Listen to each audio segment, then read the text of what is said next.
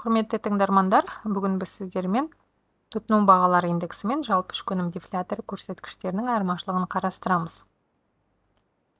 Жалпы ішкі өнім дефляторы белгілі елде өндірілген барлық түпкі тауарлар мен қызметтердің бағасы қаншалықты өзгергенін көрсетеді.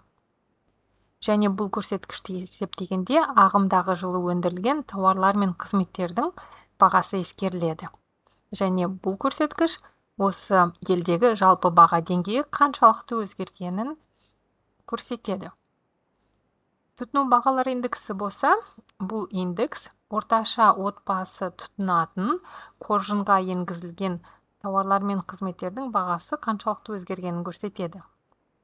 Және қоржындағы тауарлар мен қызметтер түрлері мен құрамы әрдайым тұрақты болады, және тұрақты тауарлар мен қызметтердің бағасы қаншалықты өзгергенін көрсетеді.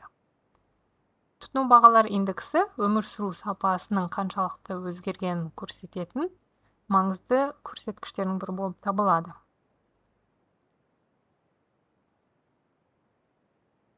Себебі қоржынға орташа отбасының өмір сүруіне қажет маңызды тауарлар мен қызметтер енгізілген. Енді осы көрсеткіштерді есептеу жолдарына тоқтап өтейік. Бірінші кезекте жалпы ішкі өнім дефляторын есептеу үшін біз атаулы жалпы ішкі өнімді бөлеміз нақты жалпы ішкі өнімге, көбейтеміз 100%-ға.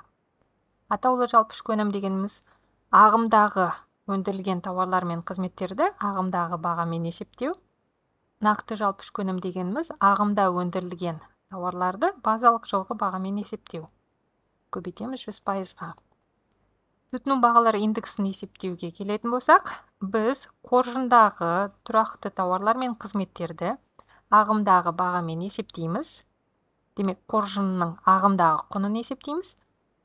Және оны бөлеміз. Қоржындағы тұрақты тауарлар мен қызметтерді базалық жылғы бағамен есептеп, қоржынның базалық жылғы құнын есептеп аламыз. Демек, тұтыну бағалары индексін есептеу үшін қоржынның ағымдағы құнын бөлеміз қоржынның базалық жылғы құнына, көбейтеміз 100-ге. Тұтыну бағалар индексі бізге инфляция қарқынын есептеу үшін қажет. Инфляция қарқынын есептеу үшін біз осы есептеліп отырған жылдағы тұтыну бағалар индексінен шегереміз алдыңғы жылғы тұтыну бағалар индексін, бөлеміз алдыңғы жылғы тұтыну бағалар индексіне, көбейтеміз 100%-ға. Енді жалпы ішкі өнім дефляторы мен тұтыну бағалар индексі формулаларына назар аударсаңыздар, мұнда басты айырмашылық дефляторды есептегенде ағымдағы жылғы тауарлар мен қызметтер құрамы алынады. Ал тұтыну бағалары индексін есептегенде қоржынға кіретін тұрақты тауарлар мен қызметтердің құрамы есептеледі. Назарларыңызға рахмет.